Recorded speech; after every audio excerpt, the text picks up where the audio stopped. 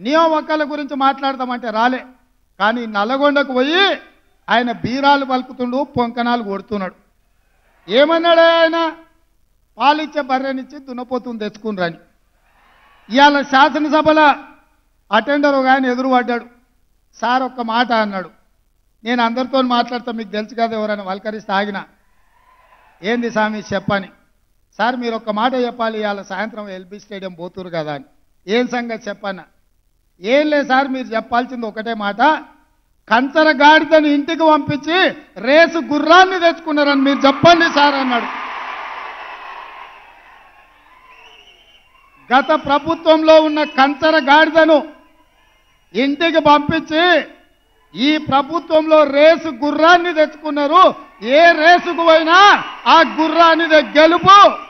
ఆ కంచర గాడిదకు మళ్ళా అధికారం అనేది కలలో మాట అన్న సంగతి మీరు చెప్పాలి సార్, మీరు చెప్తే నేను ఇంటా అని చెప్పి శాసనసభలో ఉన్న ఒక అటెండర్ నాకు చెప్పింది. గా అటెండర్కు ఉన్న ఇంగిత జ్ఞానం ఈ రాష్ట్రానికి ముఖ్యమంత్రిగా పనిచేసిన చంద్రశేఖరరావుకి ఎందుకు లేదని నేను అడుగుతున్నా. ఆయనంట మళ్ళీ వస్తాడంట. ఎట్లొస్తావా? నీ నడవనికనే చక్కలేదు, నీకు నడవనికనే వస్తలేదంటివి, వీల్ చైర్లో తిరుగుతున్నాంటివి, ఎట్లకెళ్ళి వస్తావు? ఎట్లకెళ్ళి వస్తావని నేను అడుగుతున్నా. ఒకవేళ నువ్వు రావాలనుకుంటే గిన్ని వేల మందికి వాళ్ళ ఉద్యోగాలు వచ్చిన వాళ్ళు ఊకుంటారా? వాళ్ళకు వచ్చిన నౌకరేంది? పోలీసు నౌకరే కదా, వాళ్ళు ఊకుంటారా? నువ్వు యాడికన్నా పోతే ఇవాళ ట్రైనింగ్ అయినాక రాష్ట్రం నలుమూలల ఈ యువకులే కదా ఉండేది. ఈ తెలంగాణను దోచుకున్న నిన్ను, ఈ తెలంగాణను నీ కుటుంబం కోసమే బలిచ్చిన నిన్ను ఈ పిల్లలు పోలీసులు అయ్యి లాఠీలతో 4 మోకాల చిప్పల మీద కొట్టి తీసుకుపోయి లాకప్ లేస్తారు. ఇంతకాలం వాళ్ళ చేతుల పెత్తనం లేకుండే, ఇవాళ వాళ్ళ చేతులకే పెత్తనం వచ్చింది. ఎట్లా తిరుగుతావో తిరుగు. దానికంట ఆయన డైలాగులు కొడుతుండు, చంపుతారా సంపూర్ణ అని. నిన్నెవడు చంపుతాడా? సచినపావు. నువ్వు సచినపావును చంపనీకే మాకేమైనా పిచ్చా?